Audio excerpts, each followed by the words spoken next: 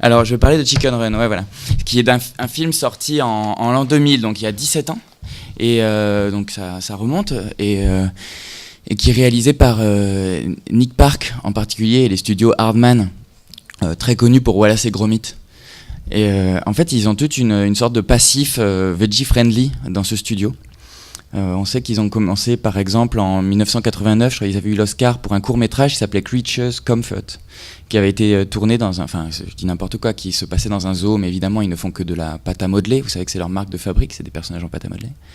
Et donc en 89, Creature Comfort, c'était des animaux de zoo qui étaient interviewés et qui parlaient de leur ressenti dans le zoo. Et donc ce qui était intéressant, et déjà un petit peu antispéciste, c'est que les clichés des personnages associés aux animaux étaient déjà cassés. C'est-à-dire que l'ours n'était pas du tout présenté comme quelqu'un de très fort et de viril, machin. C'était juste des enfants qui se posaient des questions sur est-ce qu'on pourrait manger des steaks de lion. Il y a vraiment ça dans le film.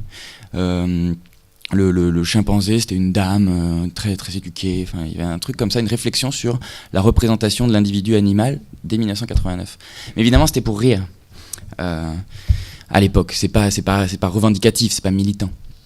Pas plus que Wallace et Gromit, qui est quand même l'histoire d'un chien qui est plus intelligent que son maître, Gromit qui est plus intelligent que Wallace.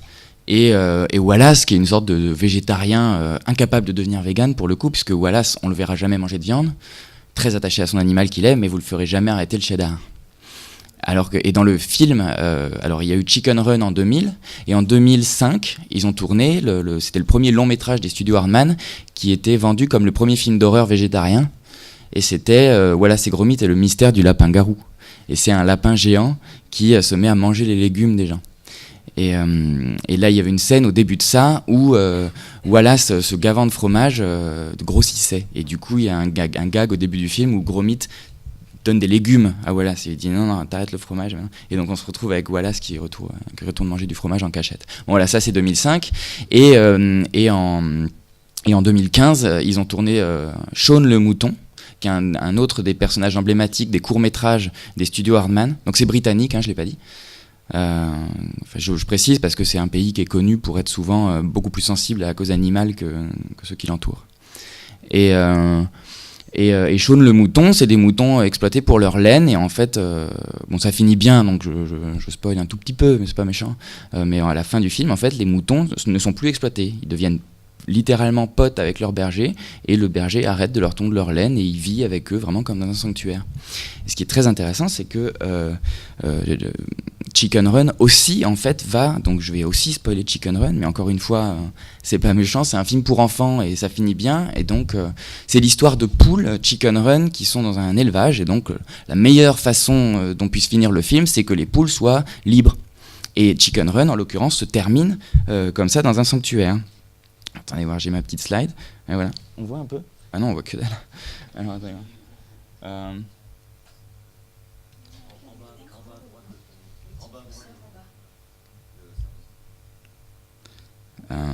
Est-ce que ça marche ? Bref, non mais écoutez, à la fin du film de Chicken Run, elles sont dans une sorte de... Elles sont en train de bronzer, etc. Et vous avez ce panneau, alors on voit pas trop, mais il y a écrit Chicken Sanctuary Keep Out. Et ce qui est intéressant, c'est qu'ils ont rayé le bird. Alors, la première chose, c'est que donc, Chicken Run se termine dans un sanctuaire comme Shaun le mouton. Et ce qui est marrant ici, c'est qu'ils ont rayé bird, alors que les poulets sont des oiseaux. Mais alors, la première chose, c'est que c'est un clin d'œil à La Ferme des animaux, le dessin animé tiré du roman d'Orwell, où les animaux se révoltaient contre leurs fermiers. Et puis en fait, finalement, ça devenait une dictature parce que les cochons étaient méchants. Et finalement, la morale de La Ferme des animaux, c'est que il vaut mieux se faire exploiter par les humains que par les animaux, parce que c'est quand même mieux. Mais à un moment donné, dans La Ferme des animaux, ce dessin animé de 1954, les animaux rayaient le nom de la ferme qui était Manor Farm, donc en quelque sorte la ferme de man, de l'homme, et ils écrivaient Animal Farm, qui donnait le titre au film. Et donc Chicken Sanctuary, c'est pour faire un peu comme dans La Ferme des animaux. Mais ça dit aussi quelque chose de l'incapacité des studios Hardman, en fait, à refaire des poulets des animaux, des oiseaux normaux, en fait. On n'est pas, les poulets sont pas des oiseaux. C'est des poulets, c'est de la nourriture. L'autre jour, j'étais en train de tracter à Rouen pour les 35 jours, là, et il y a quelqu'un, et je lui dis, mais vous vous rendez pas compte, c'est 35 millions d'oiseaux tués en France, et il m'a dit, mais les poulets, c'est pas des oiseaux. Voilà. Et ça, c'est pour moi la signature d'un studio qui fait encore un peu la différence gastronomiquement nécessaire, en quelque sorte. C'est important de savoir que Nick Park est pas végétarien. Les studios Hardman sont pas végétariens, ils font pas de prosélytisme. Et en 2000, s'ils font Chicken Run, c'est juste pour déconner, mais vraiment. Alors là où c'est intéressant, c'est qu'en 2017, on peut se réemparer du film, et c'est vrai qu'à le revoir, c'est étonnant parce qu'il y a tout un fond animaliste quoi, derrière. C'est des poules qui essaient d'échapper à des humains qui les maltraitent. Alors on est l'année de Okja, dont vous avez sûrement entendu parler beaucoup. Mais il y a quand même une différence entre ces deux films. Donc ni Okja ni Chicken Run n'ont été réalisés par des végétariens. À chaque fois, c'est des gens qui font un effort plutôt welfariste, quoi. Sauf que, à la fin d'Okja, je ne sais pas si vous vous souvenez, je surspoil, hein, c'est gentil de rester. À la fin d'Okja, elle ne sauve que son animal. L'héroïne ne sauve que Okja. L'exploitation des animaux, on voit qu'elle est horrible, mais elle n'est pas mise à bas. Alors que, dans Chicken Run, on est encore une fois... donc c'est pas réalisé par un végétarien, mais il y a quand même une différence. À la fin de Chicken Run, elles sont toutes libérées. Et c'est même un problème à un moment donné. Parce que dans Chicken Run, il serait beaucoup plus simple de sauver une poule, Ginger, l'héroïne, si elle veut partir, elle peut, mais elle veut qu'elle soit toute libérée, elle insiste là-dessus. Et ça, c'est une première différence fondamentale avec Okja, qui est pour moi pas récupérable en termes d'animalisme aujourd'hui, même si ça a alimenté le débat et que ça a permis de réfléchir, etc. Et il y a une autre différence importante, c'est que dans Okja, les militants animalistes, je ne sais pas si vous vous rappelez, sont représentés comme des gens un peu fragiles. Il y en a quand même un qui tombe dans les pommes au bout de 2 minutes à l'écran, qui refuse de manger une tomate parce qu'elle souffre aussi, il y a un truc comme ça. Parce que ça pollue quand même, ou je sais pas quoi. Et puis dans Okja, les militants sont représentés comme des gens qui n'ont pas de parole. Ils trahissent Okja. À un moment donné, il y a une scène où Okja se fait inséminer de force par une sorte de gros taureau. Et le réalisateur d'Okja veut qu'on comprenne que c'est la faute des militants si elle en arrive là. À aucun moment, Chicken Run ne vient faire douter de la parole de la militante en chef, qui est d'ailleurs une poule, Ginger. Voilà.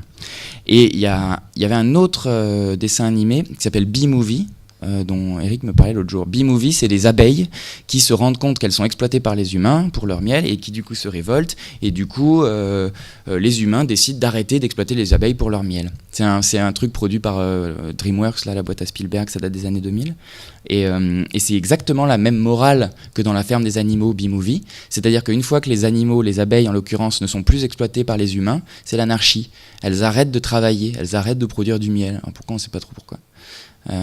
Et du coup, il n'y a plus de fleurs. Alors le monde se met à moisir parce qu'il n'y a plus de fleurs. Et en gros, c'est la faute de ces grosses feignasses d'abeilles. Et du coup, la morale du film, c'est qu'elles font un partenariat avec les humains. Et donc, elles se mettent à bosser avec. Et donc, il n'y a pas vraiment de libération ici. Mais dans Chicken Run, si. Et alors, là où c'est pas mal, c'est que Chicken Run aussi critique l'industrie, y compris quand c'est bio. Parce que le nœud de Chicken Run, c'est le moment où la fermière qui déjà exploitait les poules pour leurs œufs décide de se faire plus de thunes en vendant leur chair. Et donc, le camp de concentration, où elles étaient forcées de travailler sans pouvoir sortir, se fait en fait camp d'extermination, puisqu'elles sont ici pour mourir, pour être tuées par des machines. Et alors le parallèle qui fait grincer que je viens de faire entre camp d'extermination et camp de...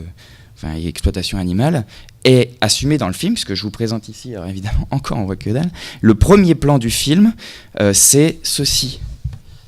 Alors ça, c'est un mirador, là dans le coin, il y a des barbelés. Le premier plan de Chicken Run, c'est la lune, le brouillard et les barbelés. C'est absolument pas subtil. Et là, ensuite, on voit la caméra qui descend, il y a les miradors. Le plan suivant, c'est le fermier avec son chien, qui sont des Doberman, qui passent au pied des miradors. En plus, les miradors, ils servent à que dalle. Je veux dire, personne monte au mirador pour surveiller les poules. Ils sont vraiment là pour signaler le parallèle avec... et d'ailleurs, c'est un parallèle qui est fait aussi dans Okja, hein, le coup de l'imaginaire historique, etc. des camps, c'est quelque chose qu'on voit dans Okja aussi. Sauf que dans Okja, les camps sont pas détruits. ici, si. En 2000, s'ils se permettent de faire ça, parce qu'ils sont quand même pas fous, Hardman, et il n'y a pas eu de scandale à l'époque, ça passe, cette imagerie des camps passe vraiment comme une lettre à la poste en l'an 2000, c'est parce que c'est un remake. C'est le remake de La Grande Évasion, un film avec Steve McQueen, où c'est des prisonniers ça date des années 60, mais ça se passe en Allemagne en 1943. Et donc du coup, ils reprennent un peu le même décor. Donc en gros, ça passait comme ça. Voilà. Et donc c'est un film qui est, en fait, quand on le regarde, c'était passé à Noël en fait il y a quelques années, et j'étais absolument horrifié de la violence de ce truc. Il y a par exemple une scène où donc les poules sont mises en rang et vous avez la fermière en chef qui arrive et qui doit regarder leur production. Et il y en a une, Edwina, qui n'a pas assez produit.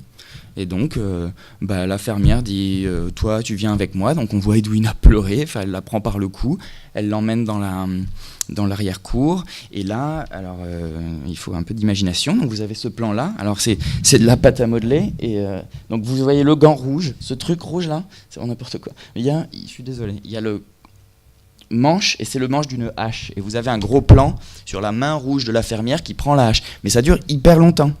Et ensuite, vous avez un plan en silhouette qui est vraiment ici pour signaler Hitchcock, les films d'horreur, etc. Où on voit la fermière, mais cette fois-ci on voit bien, avec sa hache. Et la hache qui tombe, et on voit les autres poules qui savent que leur amie vient d'être tuée parce qu'elle n'avait pas assez travaillé.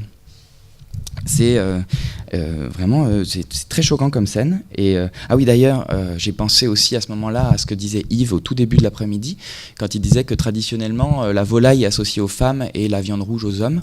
Et d'ailleurs, dans Chicken Run, le capot du camp, la tête du camp, c'est une femme, c'est la fermière. Et c'est la fermière qu'on voit tuer la poule. Le fermier, lui, c'est le bon nigo qui essaie de garder le truc et ça.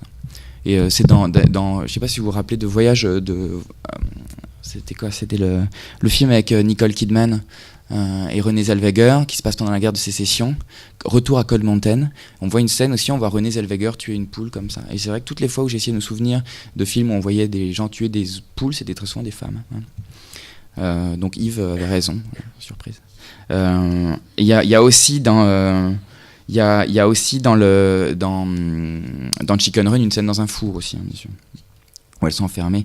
La fermière, elle est aussi présentée, elle s'oppose au bon fermier, au bon nigo, parce qu'elle nie l'intelligence des poules. À plusieurs reprises, le fermier se rend compte que les poules sont en train de comploter pour s'évader.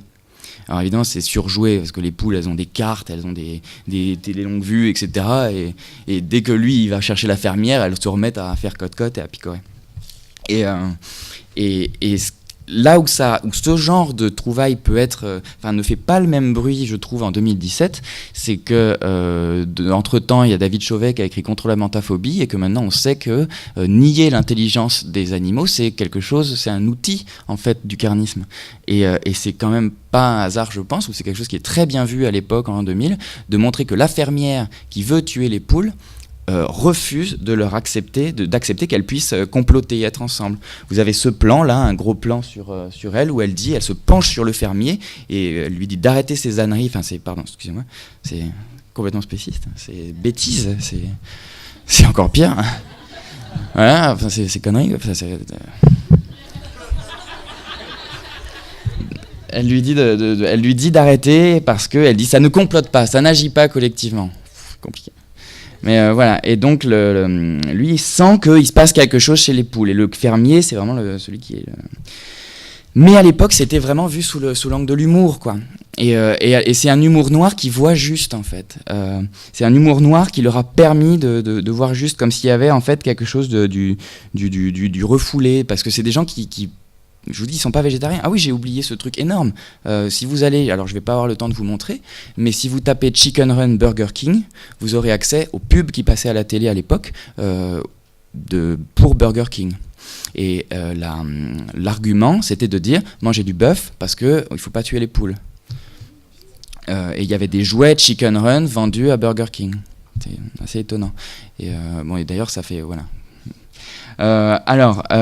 Oui, donc humour noir, j'avais une scène aussi où une des poules dit qu'elle n'a pas envie d'être pas envie de finir dans une tourte, mais que c'est parce qu'elle aime pas la sauce. Ouais, genre de gag pas mal. Dans les détails que je vais aborder très brièvement, du coup, parce que je dois terminer, faut savoir qu'en VO, c'est Mel Gibson qui fait la voix. En fait, il y a une sorte de fable aussi intersectionnelle dans Chicken Run, puisqu'il s'agit de libérer des poules parce que c'est des poules et qu'elles vont se faire tuer, mais c'est aussi une histoire de femmes qui sont enfermées et qu'il faut aider à se libérer. C'est-à-dire que ces poules, il y en a une qui tricote et qui aime en fait être là à tricoter. À un moment donné, vous avez Ginger, qui est la militante, la féministe du groupe, qui dit « mais passez votre vie à pondre pour finir plumée et rôtie, ça vous suffit ?» Donc c'est ce plan-là. Et il y en a une qui dit « bah ouais, it's a living, c'est un métier ». Et en fait, elle leur explique, mais non, vous pouvez aspirer à plus, vous devez aspirer à plus. Et au milieu de tout ça, vous avez Rocky, qui est une sorte de coq, donc vraiment très viril, un peu complètement bête, qui arrive et qui essaie qui va les aider en fait, mais on se rend compte que c'est un escroc. C'est vraiment Ginger, la poule, qui va aider, qui va permettre de réussir. Et Rocky est doublé par Mel Gibson en VO, sachant que Mel Gibson a tourné il n'y a pas longtemps Hacksaw Ridge, dans lequel le soldat principal est végétarien. Et, c'est encore une coïncidence, mais là où c'est bien vu, c'est qu'en VF, pour le coup, c'est Gérard Depardieu qui a doublé Rocky. Et Gérard Depardieu, lui, il a joué dans l'Odyssée de Pi, qui est comme un des plus grands films végétaristes jamais tournés. Et Gérard Depardieu, il est aussi dans Valley of Love, en face d'Isabelle Huppert, où il est très souvent confronté à l'histoire de viande, Gérard Depardieu. Et d'ailleurs, il y a un moment dans le film où les poules sont dans la machine, et le coq glisse sur un toboggan vers une pancarte qui dit « meat », viande. Et pour la VF, on a demandé à Depardieu de lire et de traduire ce qui était écrit. Et vous avez à un moment donné, dans la VF, Depardieu qui crie « mais c'est moi la viande ». Et ça lui ressemble beaucoup, en fait, ce truc de jouer au gros animal. Mais là où je vais conclure, et du coup, vous viendrez clore la Veggie Pride par la suite, c'est qu'il y a une scène très, très réussie dans à la toute fin, c'est que pour s'enfuir, les poules vont construire une machine. Et en même temps, je vous ai dit que ce qui était horrible dans ce film-là, c'est que de camp d'engraissement, de camp pour pondre des œufs, ça devenait un camp pour produire de la viande. Et donc la fermière s'achète une machine. Et en fait, à l'industrialisation de l'élevage, donc on a vu, je ne sais pas si j'étais allé au bout de ma phrase tout à l'heure, on a vu que dans le bio, et c'est ça qui est précieux, même quand elles sont élevées, où on prend juste leurs œufs et où on ne les tue pas, elles travaillent. Chicken Run montre et insiste là-dessus, pondre c'est du travail, et d'ailleurs il y en a une qui n'arrive pas à pondre suffisamment d'œufs. Et pondre fatigue les poules. Et ça, c'est très très juste, ils l'ont dit en blaguant, mais c'est très juste. Et donc, de cet élevage bio, mais néanmoins concentrationnaire et fermé et horrible, cet élevage bio devient un élevage industriel avec la machine, etc. Et c'est encore plus horrible, si vous voulez. Et donc, il y a la machine fabriquée par la fermière pour se mettre à tuer plus de poules, et la façon dont les poules vont arriver à s'enfuir, c'est en construisant elles-mêmes une machine. Elles vont réussir à s'enfuir en construisant un avion, en fait. Enfin, un avion qui bat des ailes, une sorte de poule géante constituée de toutes les poules avec du bois, etc. Donc ça, c'est du cartoon, évidemment. Mais là où c'est intéressant, c'est que dans le film, il y a un montage parallèle, une scène où les actions à deux endroits différents sont montées en même temps. Donc on voit vraiment les deux choses se passer en même temps. Et il y a d'un côté la fermière qui répare sa machine, enfin qui fabrique sa machine, et de l'autre côté les poules qui fabriquent leur machine à elles. Et ce que je trouve intéressant, et encore une fois, j'assume le fait que c'est de la récupération, c'est pas comme ça qu'a été conçu Chicken Run. C'était vraiment une grosse blague potache à l'époque. Mais le film, il existe toujours aujourd'hui, et quand on le revoit, ça change tout. Et de voir en fait ça me fait penser à cette idée que le véganisme, c'est pas quelque chose de naturel, et je pense que c'est une erreur en fait de revendiquer ça comme un retour à la nature ou à un état qui serait pas technique en fait. C'est quelque chose qui se construit, et c'est par cette construction qu'on arrive justement à ne plus exploiter d'animaux. Et c'est un peu ça ce que montre ce montage parallèle à la fin. Pour libérer les poules, il faut qu'elles construisent elles aussi quelque chose. Parce qu'il y a quelque chose d'industriel qui vise à d'industriel et de technique en fait, de construit qui vise à les détruire, il faut en face quelque chose d'industriel et de construit qui vise à les libérer. Et ça pour moi c'est le véganisme. Et la B12, voilà, merci.